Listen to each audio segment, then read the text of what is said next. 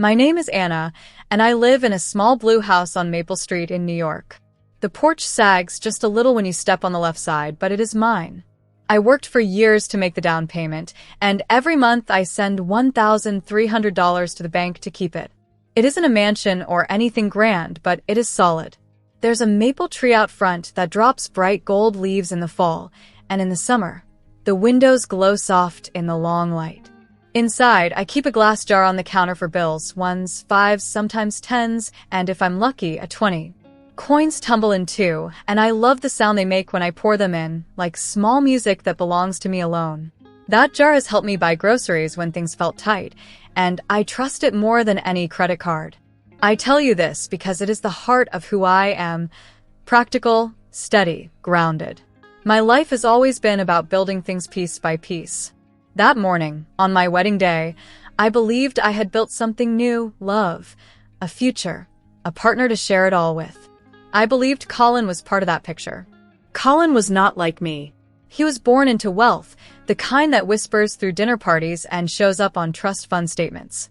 He told people he was comfortable, but I knew he had access to more than $3 million through his family. He had that ease about him, the way people who never worry about bills walk into a room. His suits were cut sharp, his shoes never scuffed, and he liked to pay for dinners with a black card that carried no limit. At first, it dazzled me. I thought maybe we could blend, my careful saving and his endless comfort. Maybe together, we would find a balance. But that morning, when I walked into the bright hall in Manhattan, my balance was shattered. I stopped cold at the door. The guests had already gathered, the air buzzing with the chatter of cousins, colleagues, and neighbors from the city. Flowers arched above the stage, white roses mixed with soft pink peonies, the kind of arrangements that cost thousands of dollars but looked effortless. My bouquet felt heavy in my hands, though I had barely lifted it. And then I saw her, Mara, my sister. She stood at the front of the hall, the place where I should have been, wearing my wedding dress. The satin shimmered under the lights, hugging her shoulders, spilling to the floor in perfect folds. She looked radiant in it, though I knew every stitch of that gown had been chosen for me. And she wasn't alone. She held Colin's hand, fingers laced like it was natural, like it had always been her place to stand there beside him. Mara smirked when our eyes met. Her lips curled, and her chin lifted as if she had won a battle. "He's mine now," she said, her voice carrying just enough for me to hear. "And now I am going to be rich." The room tilted. I could feel my heart slam against my ribs, but I didn't move. All the chatter behind me hushed, the whispers spreading through the hall like fire. Guests leaned forward, unsure if they should laugh, if it was some cruel joke, or if the bride they had come to see had just been replaced by her own sister. For a moment, I thought I would crumble, but instead I walked forward, slow and steady. My veil brushed against my cheek, soft as a whisper. I leaned close to Mara, close enough that only she could hear me, and I hissed a secret in her ear. "The prenup I had him sign? It gives you nothing if he cheats. Nothing if he leaves in the first year. And he will. You know he will." Her smirk faltered, just a flicker, but I saw it. I didn't wait for her answer. I didn't give Colin a glance, though I felt his eyes on me, sharp and unreadable. I set my bouquet down on the nearest chair, the roses trembling as they hit the wood. Then I turned and walked out. I didn't run and I didn't cry. My heels clicked on the marble floor as if announcing my choice, my freedom, step by step. Outside, the city air hit me, cool and alive. I pulled the veil from my head and let it flutter to the ground. The traffic on the street roared as though nothing had happened inside that hall, as though my life hadn't been ripped in two and stitched back together in one breath. I walked until the hall disappeared behind me, until my phone buzzed so many times I shoved it in my bag and ignored it. I didn't want their voices in my ear. When I reached my blue house, I unlocked the door with hands that no longer shook. I stepped inside and set my shoes by the mat. I slid down onto the floor of the living room, pressing my palms flat against the wood. The afternoon light stretched across the boards like a thin river, golden and calm.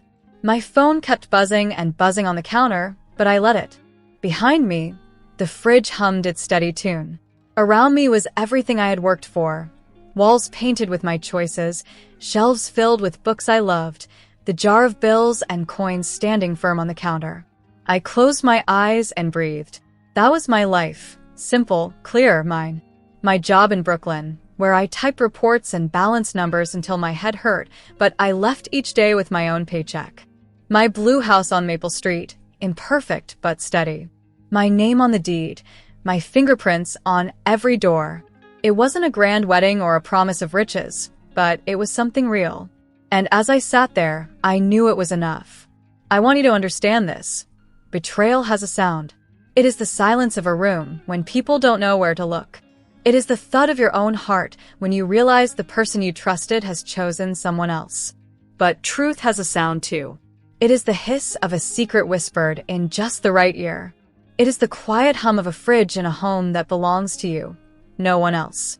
That day, I missed a wedding. I lost a man who thought money was a shield against consequences. I lost a sister who wanted diamonds more than loyalty. But I found something stronger. I found that I could walk out, that I could stand alone, that I could sit in the light of my own house and know that being enough for myself was the richest thing I could ever be. They went through with it. While I sat alone in my blue house on Maple Street, the echoes of laughter and music still bouncing in my ears, Mara and Colin signed the papers. They stood on the steps of City Hall in New York, their hands intertwined, the sunlight catching on her veil, my veil, and his polished shoes. A photographer caught them in a frame, her smile wide and triumphant, his grin slick and hollow. The picture went straight to her social media page. She plastered it with diamond emojis and captions about forever love. People commented hearts and champagne glasses, as though a filter and a hashtag could cover the cracks I already knew would come. Colin's smile told me everything. I had seen that expression before, the one that didn't stretch to his eyes, the one he wore whenever he was calculating. He wasn't thinking about love or vows. He was thinking about money, appearances, about how this moment could be another performance in his endless play. I had told Mara about that smile. I had told her about the stories whispered at bars in downtown Manhattan, the unpaid tabs, the women who thought they mattered until they didn't, the investments that were little more than lies wrapped in paperwork. She had laughed at me. "You're jealous," she said. "You just can't stand that I found America's dream." But dreams are fragile things. 3 days after the vows, the dream cracked. Colin told Mara he had to fly to Chicago for business. She believed him, or maybe she wanted to believe him, and kissed him goodbye at the airport. She sent me a picture of herself in their rented apartment, sitting on a leather couch with a glass of champagne. "Everything is perfect," she wrote. But perfection doesn't go silent. He never checked in. Not a single call that night. Not a message the next morning. She tried to excuse it at first. He's busy, he's in meetings, his phone must have died. But by the 4th day, excuses crumbled.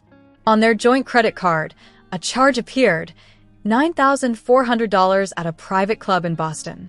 The kind of place where men order bottles with sparklers and spend other people's money while pretending they are kings. By the 5th day, the truth wasn't hidden anymore. A woman tagged him in a photo online. She stood with her chin tilted upward, lips painted crimson, her body draped in glittering silk. Colin's hand was pressed firmly against her waist, his smile wide in that same calculating way. No wedding ring showed on his finger. No mention of vows. Just another night in another city with another woman. On the 6th day, Mara's phone rang. It was a lawyer. His voice was brisk, practiced, as though he had made this same call 100 times before. "Colin is seeking a dissolution of the marriage," he said. He wanted a fast divorce. No drawn-out proceedings, no arguments over assets. Just clean and quick. By the 7th day, the secret I had whispered in Mara's ear bloomed like a harsh light. The prenup, the very one I had spent months negotiating, the one Colin had signed grudgingly when he was still mine, was repurposed by a notary too eager to push papers and a planner too rushed to care. Mara had married under those same terms. And those terms were simple. If he cheated, if he left within the first year, she received nothing. Not a cent, and Colin had done both. She got nothing. The ring, the only symbol she had to cling to, was stripped from her, too. He wrote her an email, cold and formal, demanding its return. "It's a family piece," he said, pretending heritage mattered to him. The appraisal said it was worth $42,000. But I knew Colin. He didn't value the memory of a ring. He valued the number attached to it. To him, people were numbers too, useful until they stopped adding to his balance sheet. That night, my phone lit up with Mara's name. I let it ring.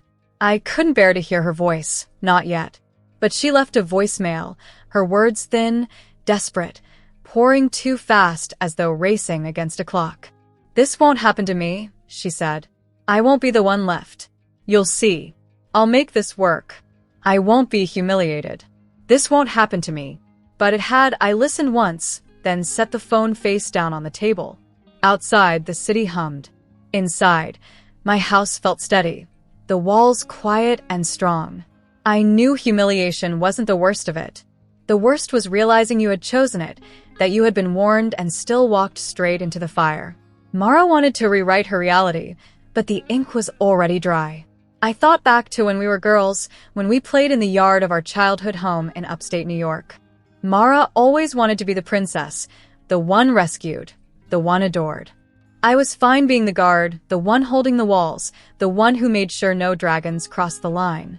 I thought she would grow out of it, that she would learn that being adored isn't the same as being loved.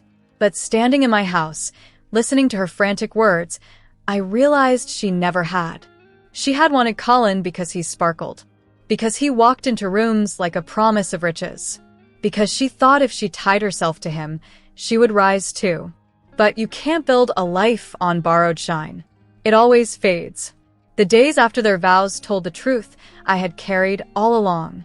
Colin was a man who loved price tags more than people. Mara was a woman who believed she could outrun the truth if she dressed it up pretty enough. And me, I was the one who whispered the warning, who walked away, who sat in a blue house with coins in a jar and a mortgage in my name. I was the one left standing. And though the world thought Mara was the bride, I knew better. I had chosen not to wear the dress, not to play the part, not to sign my name beside his again. The vows he made were hollow, and the life she thought she claimed was already dust. A week after Mara's hurried wedding and even quicker unraveling, she came to me. I was on the porch of my blue house on Maple Street, rocking gently on the old wooden chair that groaned with every shift of my weight. The evening was warm, the air heavy with the smell of cut grass and the faint perfume of lilacs blooming along the fence. I had just poured myself a glass of iced tea, condensation dripping down the side, when I saw her walking slowly up the street. Her steps dragged, as though each foot weighed twice as much as the other. Her hair, once glossy and free, was pulled back so tightly it looked painful. She wore a dress that had seen better days. Creases ran across the fabric, and a stain darkened the hem. She clutched a small handbag against her chest, as though it were the last valuable thing she had left. When she reached the bottom of my steps, she stopped. She looked at the peeling paint on the railing, the crooked welcome mat, the chipped porch light that flickered when it rained. She stared at the house, as if it might pass judgment on her. Finally, she lifted her chin. Her voice cracked. "Please. Let me stay here, just for a while." Inside my house, I could hear the steady tick of the old clock hanging above the kitchen doorway. It marked every second like a heartbeat, steady and dependable. On the table sat my budget notebook, open to a page where I had scribbled out numbers in careful rows. My savings totaled $12,480, a sum built one slow Saturday shift at a bookstore, one overtime hour at the office, $1 bill tucked into a jar at a time. My roof needed repairs, the hot water tank had begun to cough like an old man, and my car insurance was due in 3 weeks. Every cent mattered. I looked at Mara. I remembered the way she had stood at the altar in my dress, smirking, clutching Colin's hand like she had stolen not just a man but a fortune. I remembered the way she had dismissed me when I warned her about him, how she had called me jealous, as though I hadn't been speaking the truth to protect her. She had used my dress as a costume, my love as a prop, and my warning as a joke. The words came out low, but firm. "You can't stay." Her eyes widened, as if she couldn't believe I had spoken them. "Anna, I have nothing," she whispered, her voice trembling. Her shoulders sagged, and her hands shook against her bag. For the first time in years, she looked like the little sister who used to trail behind me in our childhood yard, begging me to play. But I was not that girl anymore, and she was not just my sister. She was a woman who had chosen greed over blood, pride over truth. "You had choices," I said quietly. "You were told the truth. You married a man who loves the idea of money more than he could ever love a person. You let him treat you like a prize, not a partner." Her mouth twisted, as though she wanted to argue, but no words came. She looked past me into the house. I knew what she saw. The thrift store couch with its faded cushions, the lamp with a chip at the base, the shelves filled with books stacked too deep because I refused to throw any away.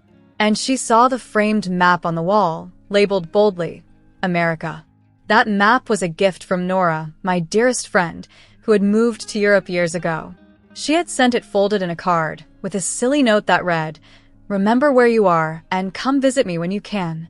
Inside, she had tucked a crisp 20-pound note for Lucky Coffee. I had never spent it. I kept it pressed in a book like a leaf between pages, a reminder that luck wasn't what I needed. Hard work and truth had built my life, not luck. Mara's gaze lingered on the map, maybe wondering how a single piece of paper on the wall could mean more to me than her sudden plea for help. I stood, went inside, and came back with a small envelope. I held it out to her. "I'll give you this. $200. It's not a bed. It's not a home. But it's a door you can walk through. You'll have to choose where it leads." She stared at the envelope as though it were both salvation and insult. Her lips pressed tight, trembling. For a long moment, she didn't move. Then, with shaking fingers, she took it from my hand. "Anna," she began, her voice almost breaking, "you can't mean this. I'm your sister. You can't just—" "I can," I interrupted, my voice steady as the ticking clock inside.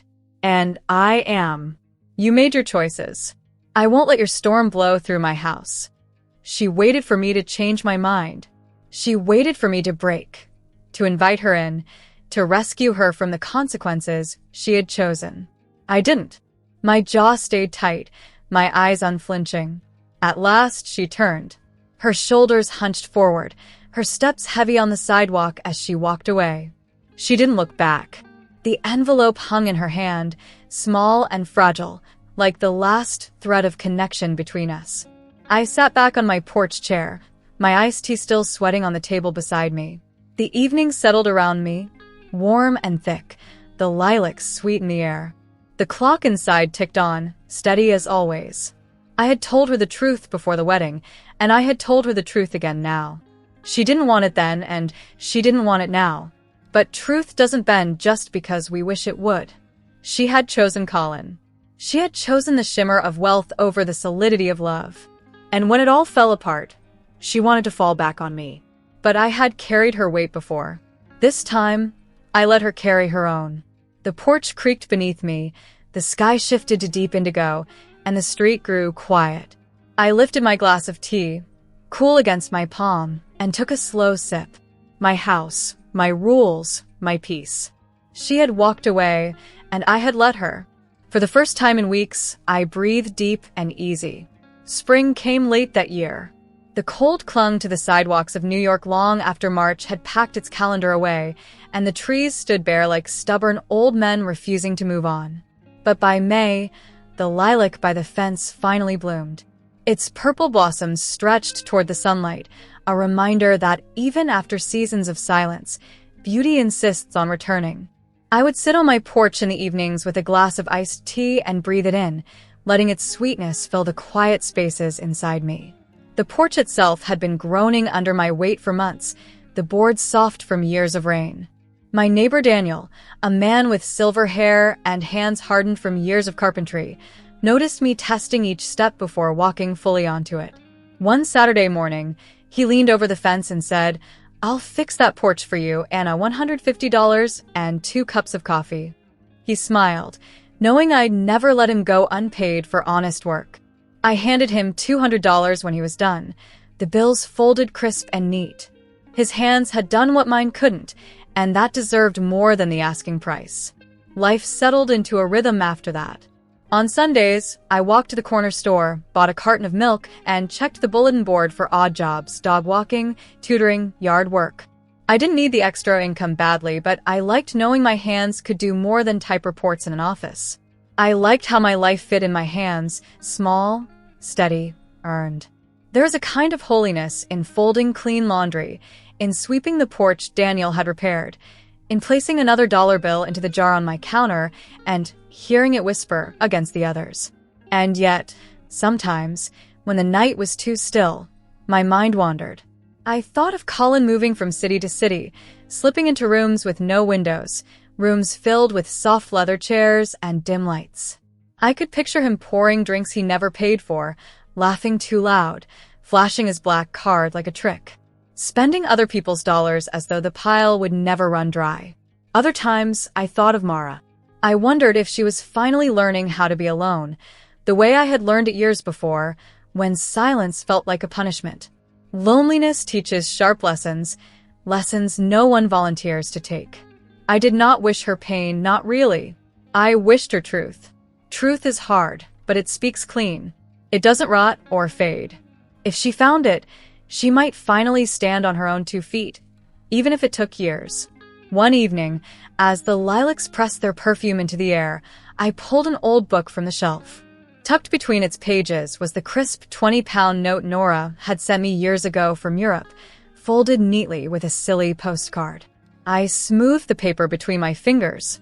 Nora had written, "For lucky coffee," as though a single note could change the tilt of my life. But I had never used it. I didn't believe in luck. I believed in the way $12,480 in savings was built, 1 hour, 1 bill, 1 step at a time. Still, that night, something shifted in me. I sat at my desk, pulled out a sheet of stationery, and wrote her a letter. "I don't need luck," I began. "I have a house that holds when it rains. I have work that pays me in money and in pride. I have a name that I chose for my mailbox, a porch that carries my weight, and a jar that sings when coins fall into it. I'm keeping my dollars for gutters and groceries. Send the luck to someone who needs it." I tucked the 20-pound inside the letter and sealed it, pressing the flap shut with a quiet satisfaction. The envelope sat on the table, waiting for the morning post. The blue paint on the walls glowed softly under the lamplight. The jar of coins on the counter was almost full, the paper bills stacked neatly inside like a secret garden of security. I smiled at the quiet. Not the silence of betrayal, but the quiet of peace, the quiet of a house that knows its owner. This is my story. I did not get the wedding I planned. I did not walk down the aisle in my gown, nor did I bind my life to a man who valued money more than people. Instead, I got something else. I got 4 rooms and a roof in America.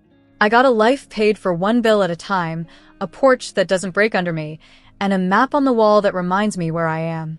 I did not rescue the people who used my love like a ladder to climb into someone else's fortune. I did not pour my savings into saving them from themselves. I helped myself stand up straight, and that is no small thing. When I turn off the light at night, the house settles around me. It creaks softly, but not with fear, only with memory. It knows my steps, the rhythm of my shoes on the floorboards. It knows my voice, the hum of a tune I sometimes sing while cooking.